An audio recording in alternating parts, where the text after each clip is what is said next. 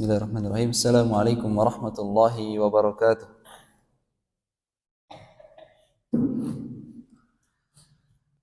Alhamdulillahi rabbil alamin wa bihi nasta'in ala umuri dunya waddin.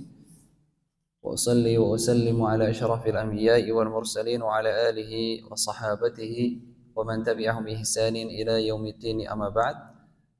Alhamdulillah, segala puji bagi Allah Azza wa Jal yang telah memberikan kepada kita semua banyak sekali nikmatnya.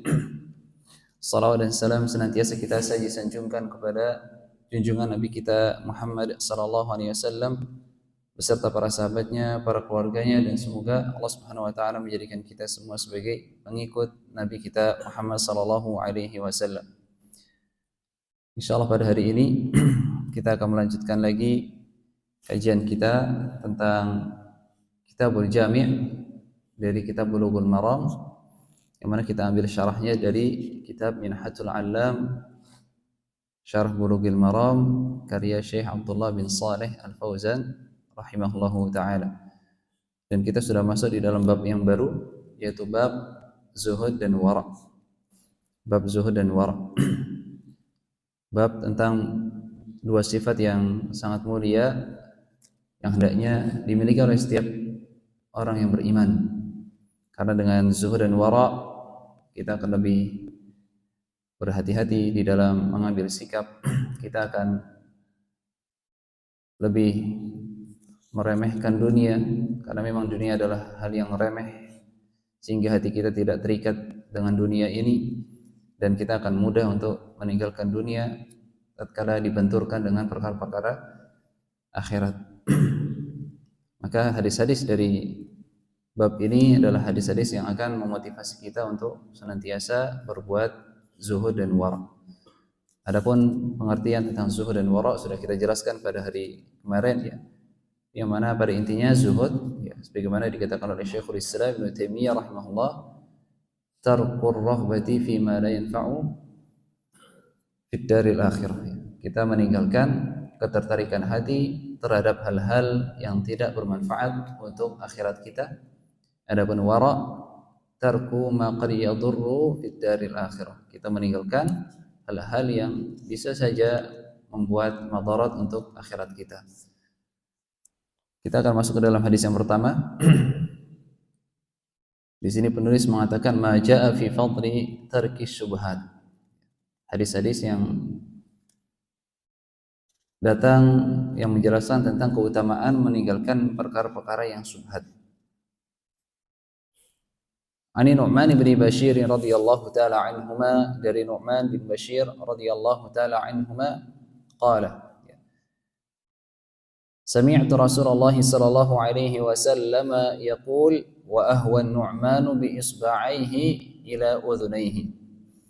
Nu'man bin Bashir radhiyallahu taala anhuma, beliau mengatakan bahwasanya aku mendengar Rasulullah sallallahu alaihi wasallam bersabda, wa ahwa an-Nu'manu bi isba'aihi ila udhunayhi, yang mana kemudian Nu'man bin Bashir meletakkan kedua tangannya, kedua jarinya ke telinganya untuk mempertegas bahwasanya dia mendengar dari telinganya sendiri.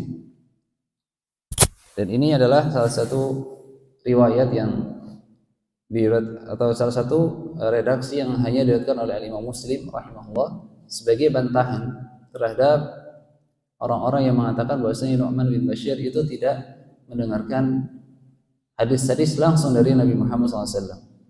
Karena memang Nu'man bin Bashir adalah salah satu sahabat kecil. Bahkan Nu'man bin Bashir mendengarkan Nabi SAW waktu itu umurnya masih kurang dari 10 tahun. Kurang dari 10 tahun.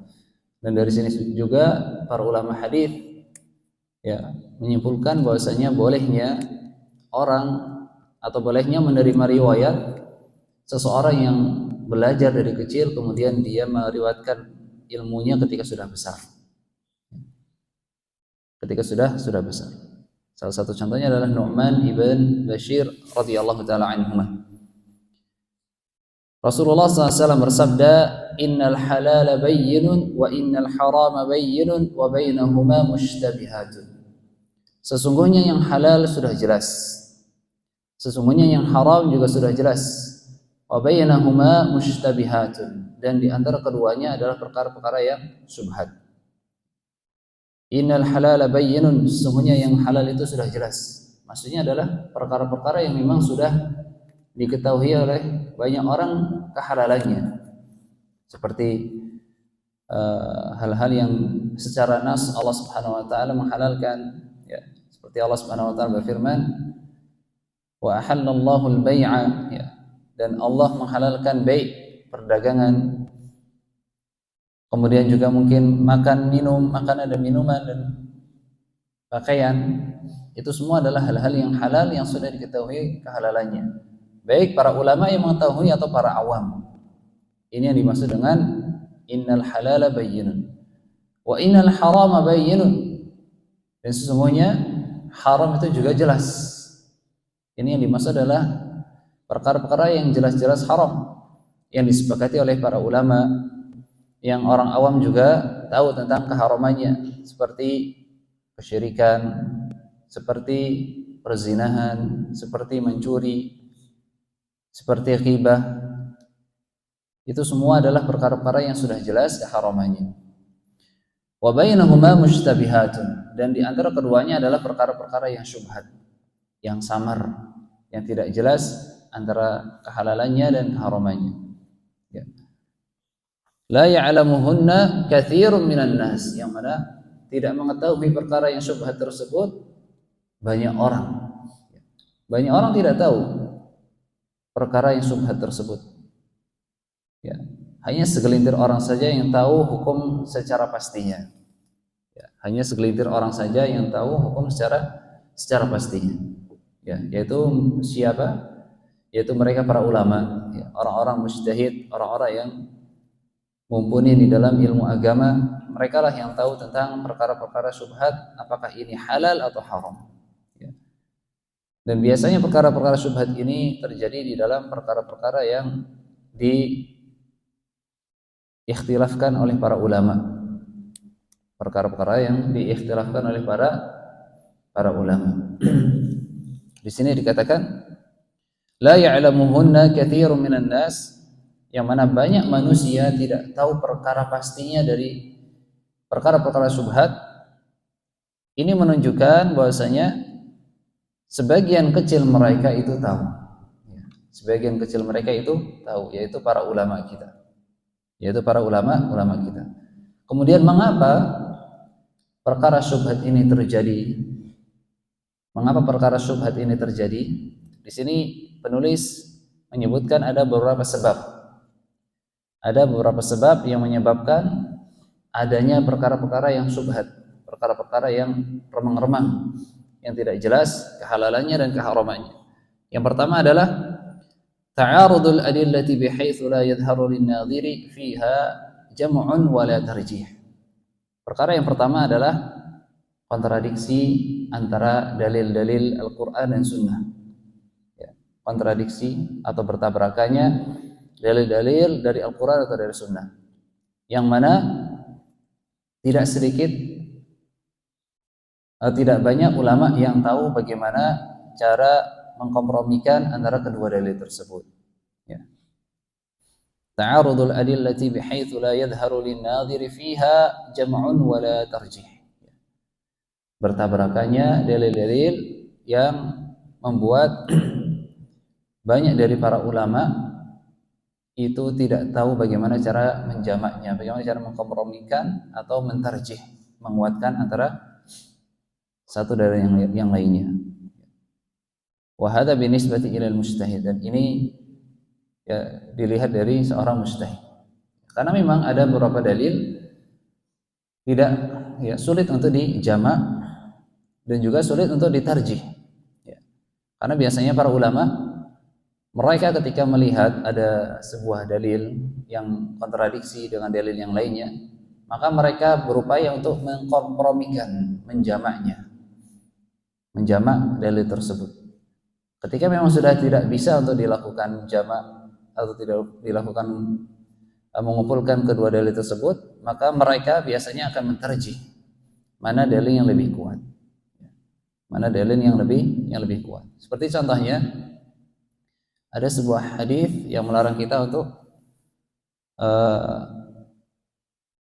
mohon maaf buang air menghadap kiblat. Ada sebuah hadis yang melarang kita untuk menghadap buang air menghadap kiblat. Ya.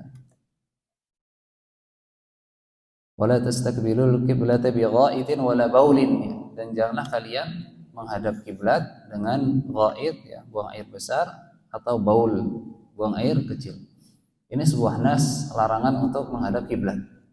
Tetapi ternyata ada sebuah hadis dari Ibnu Umar radhiyallahu taala anhuma bahwasanya Nabi Muhammad SAW pernah ditemukan menghadap atau membelakangi kiblat tatkala buang air. Nah, secara nampak ini adalah hadis yang kontradiksi. Ya, ini adalah hadis yang kontradiksi sehingga para ulama berbeda pendapat. Bagaimana hukumnya orang menghadap kiblat tatkala buang air di dalam bangunan? Ya, kalau di luar bangunan mereka sepakat tidak boleh. Ya, ketika di tanah lapang seperti ini, di tanah lapang di padang pasir, ya, kemudian menghadap kiblat, tidak ada tembok di depannya, maka mereka semua sepakat tidak boleh. Tetapi bagaimana dengan orang yang buang air di dalam bangunan kemudian dia menghadap kiblat? Dan ini adalah tempat perbedaan pendapat. Ada yang mengatakan tidak boleh, ya. Ada yang mengatakan boleh. Yang mengatakan boleh karena Nabi Muhammad SAW melakukannya, ya, karena Nabi Muhammad SAW melakukannya, dan Nabi SAW adalah qudwah kita yang harus kita ikuti, ya, yang harus kita ikuti.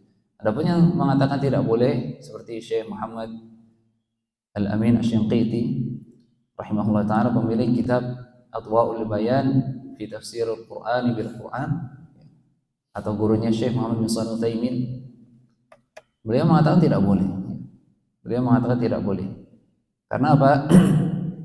Yang nas yang Rasulullah SAW sampaikan secara qauli kepada umatnya adalah tidak boleh untuk menghadap kiblat. Adapun yang Rasulullah SAW kerjakan di rumahnya itu bisa jadi menjadi khususiyahnya Nabi Sallallahu Alaihi Wasallam. Ya. Jadi memang ada perbedaan pendapat di sini. Itulah yang membuat ishtibah, ya, membuat syubhat, ya, membuat remang-remang apakah boleh untuk menghadap kiblat ketika buang air di dalam bangunan. Ya. Salah satu sebabnya adalah karena kontradiksi antara kedua dalil. Kemudian yang kedua, ikhtilaful ulama'i fi fahmi ad-dalil bi an yakuna fihi amrun aw nahyun.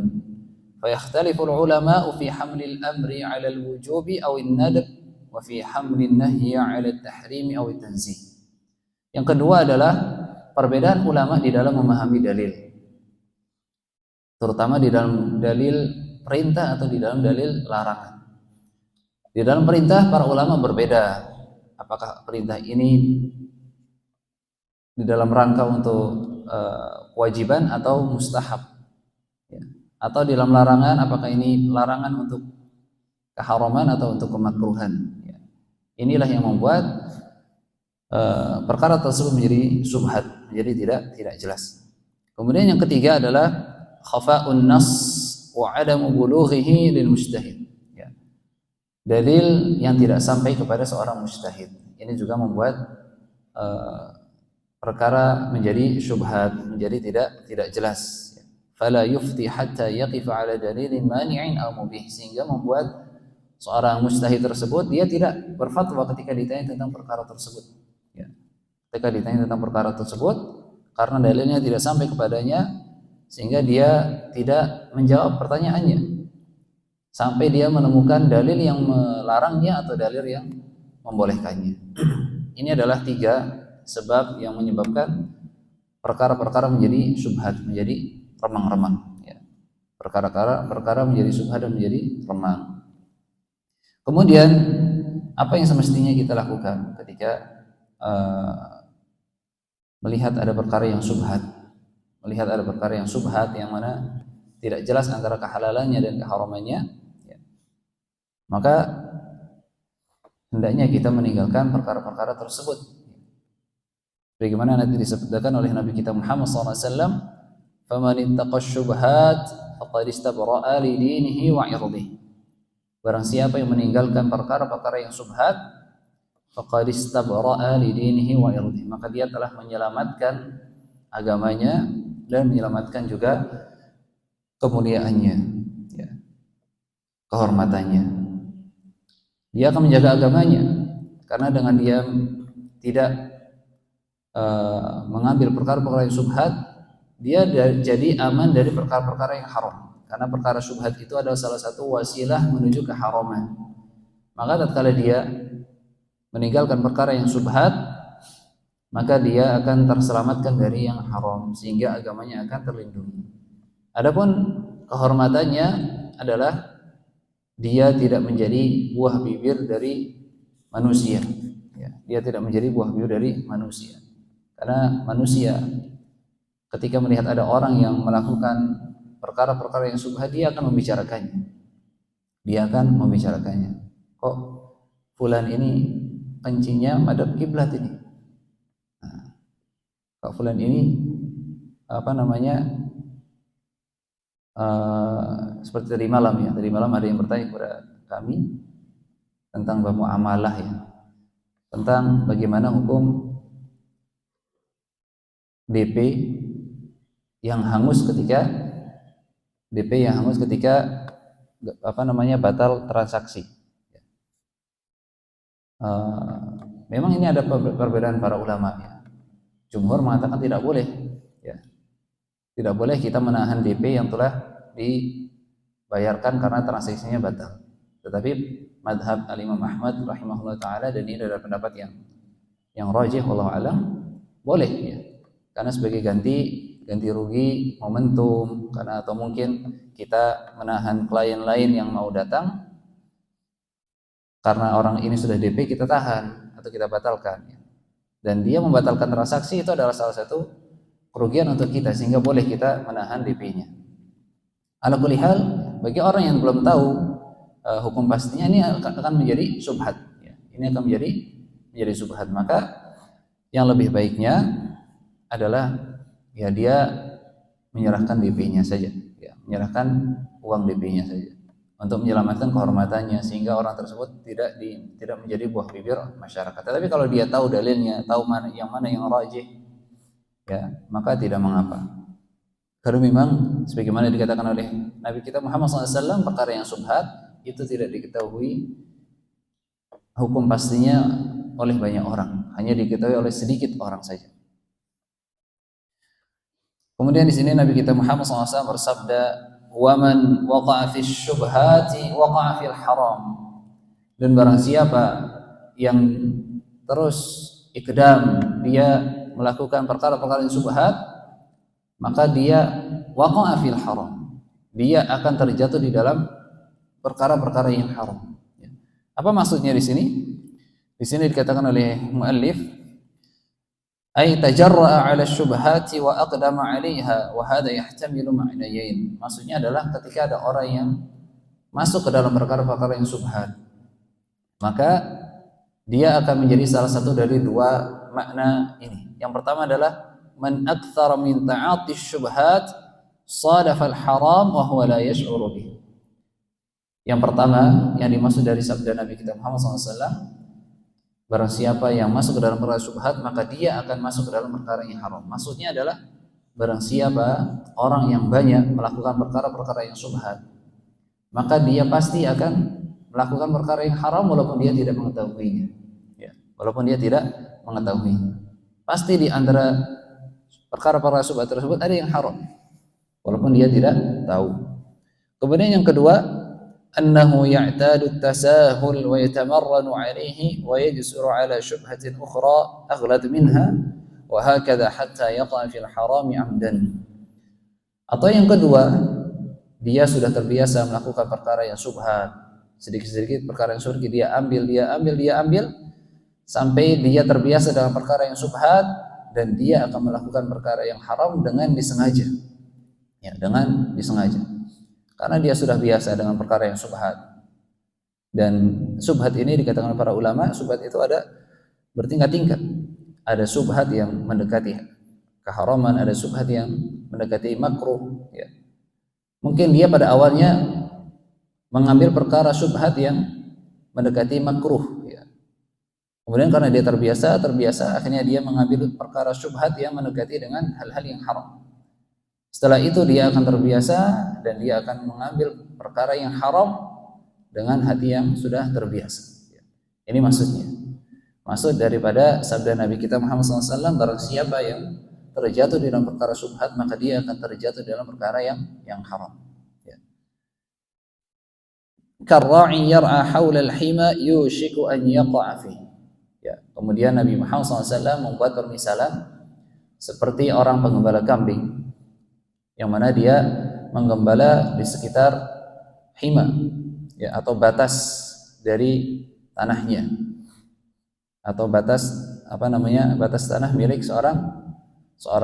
seseorang yang lain. Ya. Maka yushiku an yaqa'a fihi, maka dia pasti akan masuk ke dalam batas tersebut. Ya.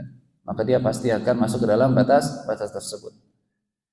Ini adalah gambaran dari Nabi kita Muhammad SAW terhadap orang-orang yang sering memakan perkara-perkara yang syubhat. Ya.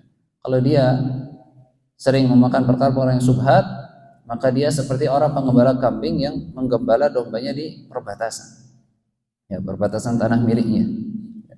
Sehingga dia pasti akan, ya, kambing-kambingnya pasti akan makan dari tanah orang lain. Ya, sebagaimana orang yang melakukan perkara yang syubhat, dia pasti akan melakukan keharaman. Ya. Ala wa inna likulli malikin hima, ala wa inna himallahi maharimu. Ya. Ketahuilah sesungguhnya sesungguhnya setiap raja itu memiliki batas. Wa inna himallahi maharimu, dan ketahuilah sesungguhnya batas-batasan Allah Subhanahu wa taala adalah perkara-perkara yang haram. Ya. Makanya jangan sampai kita mendekati perkara-perkara yang haram tersebut, ya. Sehingga kita akan terselamatkan agama kita dan kehormatan kita. Ala wa inna fil jasadi mudghah idza salahat salaha al-jasadu kulluhu wa idza fasadat fasada al-jasadu kulluhu ala wa hiya al-qalb. Kemudian Nabi Muhammad SAW menutup hadis ini dengan menjelaskan bahwasanya di dalam jasad kita ini ada sebuah gumpalan daging, yang mana idza salaha salaha al-jasadu kullu, yang mana tatkala gumpalan daging tersebut baik, maka akan baik seluruh jasad kita. Dan tatkala gumpalan daging tersebut buruk, maka akan buruk juga seluruh jasad kita. Ala wahyal qalb, yaitu hati kita. Ya. Yang mana Nabi Muhammad SAW mengakhiri hadis ini dengan perkara hati. Ya. Karena memang itu sangat berpengaruh, ya. Orang yang sering melakukan perkara yang syubhat, maka hatinya juga akan menjadi sakit, ya. Akan menjadi sakit. Sehingga dia ketika hatinya semakin sakit karena dia melakukan perkara yang syubhat, dia akan mudah untuk melakukan perkara yang lebih parah lagi, yaitu hal-hal yang haram. Ya. Sehingga Nabi Muhammad SAW memberikan peringatan kepada kita, jangan sampai kita membuat hati kita ini menjadi hati yang mati, ya. Menjadi hati yang mati dengan melakukan perkara-perkara yang syubhat atau yang haram. Kemudian kita akan ambil beberapa faedah yang disampaikan oleh Syekh Abdullah bin Shalih Fauzan. Yang pertama adalah hadis ini adalah hadis yang sangat mulia, yang mana menunjukkan hukum-hukum syar'i yang ada di dalamnya, yaitu hukum halal, hukum haram, dan juga kita diperintahkan untuk menjaga diri dari perkara-perkara yang syubhat. Kemudian yang kedua, faedah yang kedua yang disampaikan oleh beliau, fil hadits dalilun ala anna ahkam al-umur al-mushtabihati laysat mu'attalatan la tu'lam. Di dalam hadis menunjukkan bahwasanya hukum-hukum perkara-perkara yang syubhat itu bukanlah hukum-hukum atau perkara-perkara yang tidak diketahui hukumnya. Bal ya'lamuha ba'dun nas, akan tetapi hukum pastinya itu diketahui oleh sebagian manusia. Karena lafaz di dalam hadis la ya'lamuhunna katsirun minan nas, tidak diketahui oleh banyak orang. Berarti mafhum mukhalafahnya sedikit orang tahu, sedikit orang tahu hukum pastinya. Dan ini hanyalah diketahui oleh para ulama kita, para ulama, para mujtahid. Dan dari sini kita bisa menyimpulkan juga kemuliaan ilmu agama, ya. kemuliaan ilmu agama, yang mana hanya dengan ilmu agama, hanya dengan ilmu seseorang akan berbeda dari orang lain ya. Karena orang yang berilmu itu tidak sama seperti orang yang tidak berilmu. Qul hal yastawil ladzina ya'lamuna wal ladzina la ya'lamun. Ya. Katakanlah wahai Muhammad, apakah sama orang yang berilmu dengan orang yang tidak berilmu? Maka jawabannya tidak. Ya. Tidak sama. Kemudian faedah yang selanjutnya adalah al-hathu 'ala ittiqa'i syubhat wal bu'di 'anha wa hiya ma hasala taraddud fi hillihi aw hurmatihi. Ya. Anjuran untuk meninggalkan perkara yang syubhat dan menjauhi perkara tersebut, yang mana perkara syubhat ini adalah perkara yang tidak jelas antara kehalalannya dan keharamannya. Beliau menukil sebuah perkataan dari sebagian ulama salaf, man 'arrada nafsahu lit-tuhami fala yalumanna man asa'a dhanna bihi. Barang siapa yang menjatuhkan dirinya di dalam perkara-perkara yang membuat orang-orang menuduhnya, fala yalumanna man asa'a dhanna bihi, maka jangan sampai dia mencela orang yang bersuudzon kepadanya. Ya. Jadi perkara-perkara yang syubhat ini adalah sebuah perkara yang termasuk tempat-tempat orang menuduh kita dengan keburukan. Maka jangan sampai kita mencela orang tatkala orang tersebut suudzon kepada kita, suudzon kepada kita. Dan termasuk daripada ajaran Islam adalah kita menghindar dari hal-hal yang bisa membuat orang lain suudzon kepada kita. Ya, salah satunya adalah kita menghindari perkara-perkara yang syubhat. Kemudian faedah yang selanjutnya adalah izamu sya'nil qalbi wal hathu ala islahihi wa annahu bi salahihi yasluhu kullu syai'in minal insan. Besarnya perkara hati dan anjuran untuk memperbaiki keadaan hati. Wa annahu bi salahihi yasluhu kullu syai'in minal insan. Yang mana hati tersebut tatkala baik maka akan baik seluruh jasadnya. Wa bi fasadihi yafsudu kullu syai'in, dan dengan rusaknya hati maka seluruhnya akan menjadi rusak. Wa salahul qalbi bi an yakuna saliman, dan hati yang baik itu adalah hati yang salim. Hati yang baik adalah hati yang salim, hati yang sehat, yang tidak ada perkara syubhat di dalamnya, tidak ada perkara haram di dalamnya. Itu adalah hati yang salim. Ya. Dan perkara hati ini adalah perkara yang sangat dijadikan fokus di dalam syariat kita. Ya. Syariat kita ini salah satu fokusnya adalah menjaga hati. Ya.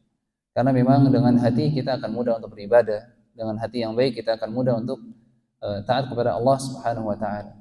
Bukankah para nabi, para sahabat Nabi Muhammad SAW, mereka itu sangat mudah untuk beribadah. Ya. Sebagian mereka ada yang tahajud, ya, banyak sekali rakaat yang mereka lakukan. Sebagian mereka ada yang membaca Al-Quran banyak sekali khatam di dalam beberapa hari saja. Ya. Itu adalah sebuah amalan-amalan yang mungkin berat di sebagian kita, tetapi mereka ringan melakukannya karena hati mereka bersih. Ya. Karena hati mereka bersih. Sebagaimana pernah dikatakan oleh Al-Imam Ibnu Rajab rahimahullah, walam yakun aktsaru tatawwu'in Nabi sallallahu alaihi wasallam wa khawasu ashabihi bi kathrati sholati wa shaum. Bukanlah amalan-amalan tatawwu yang banyak dilakukan oleh Nabi dan para sahabatnya itu adalah dengan banyaknya salat dan puasa. Tetapi dengan bal bibirril qulubi wa taharatiha, ya. Akan tetapi yang mereka banyak lakukan adalah bagaimana mereka menata hati, bagaimana mereka menata hati, bagaimana mereka menjaga hati ini tetap suci, tetap bersih, sehingga itulah yang membuat mereka mudah untuk beramal amalan yang banyak. Kemudian faedah yang terakhir yang bisa kita ambil dari hadis ini adalah fil hadithi dalilun ala anna salahal batini yastalzimu salahal zahir wa anna fasadal zahiri dalilun ala fasadil batin. Di dalam hadis juga kita bisa mengambil kesimpulan bahwasanya anna salahal batin, ketahuilah baiknya hati kita, baiknya batin kita itu harus berkonsekuensi baiknya zahir kita. Ya, baiknya zahir kita. Wa anna fasadadz zahir dalilun ala fasadil batin. Dan buruknya zahir kita itu adalah menjadi dalil buruknya batin kita. Ya.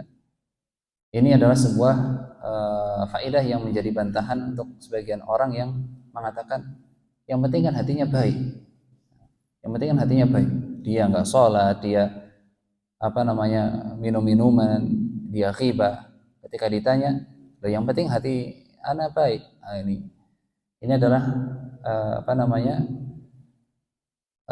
sebuah pemikiran yang salah ya. Jadi baiknya hati, baiknya batin itu berkonsekuensi baiknya zahir. Ya. Kalau dia memang mengaku hatinya baik, maka dia harusnya amalan-amalan zahirnya baik. Dia meninggalkan hal-hal yang haram, dia mengerjakan hal-hal yang wajib. Ya. Atau untuk para ummahat biasanya para wanita, sebagian mereka mengatakan nggak apa-apa, nggak perlu jilbab, yang penting hatinya yang dijilbabi. Apa-apa nggak perlu pakai kerudung, yang penting hatinya dikerudungin. Ini juga sebuah pemikiran yang salah ya. Kalau dia memang mengaku hatinya baik, maka dia menggunakan baju yang bisa menutup auratnya ya. Karena hati yang baik itu berkonsekuensi raga yang baik. Dan juga wa anna fasadadz zahir dalilun ala fasadil batin. Bahkan dikatakan di sini orang yang melakukan keburukan itu sebuah dalil bahwasanya hatinya sedang buruk. Orang yang melakukan keburukan itu sebuah dalil bahwasanya hatinya juga buruk. Ya, tidak bisa dia bersembunyi. Ya. Ya, memang kita tidak bisa mengatakan, tidak bisa melihat bagaimana keadaan hatinya, tetapi dari amalan-amalan kesehariannya itu bisa menjadi bukti bahwasanya hatinya sedang buruk.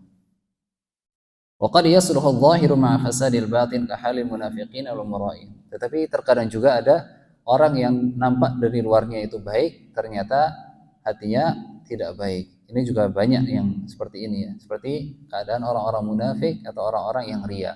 Ya.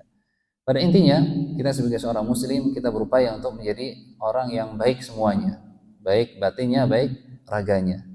Ya, agar kita menjadi orang yang beriman dan juga bukan termasuk orang yang munafik memiliki dua wajah ya. Yang mana dia baik di luarnya tetapi hatinya tidak baik. Ini adalah sebagian dari faidah yang kita sampaikan tentang hadis ini ya. Semoga apa yang kita sampaikan ini menjadi ilmu yang bermanfaat untuk kita semua. Kita bisa mengamalkannya, kita bisa memberikan nasihat kepada keluarga kita dengan perkara syubhat ini. Dan semoga Allah Subhanahu wa taala senantiasa menjaga hati kita menjadi hati yang baik, hati yang salim sehingga kita lebih mudah untuk beramal amalan kepada Allah Subhanahu wa taala, taat kepadanya. Ya, mungkin hanya ini yang kita sampaikan, kurang lebihnya kami mohon maaf. Ya, kita tutup majelis ini dengan doa kafaratul majlis. Subhanakallahumma bihamdika asyhadu an la ilaha illa anta astaghfiruka wa atubu ilaik. Assalamualaikum warahmatullahi wabarakatuh.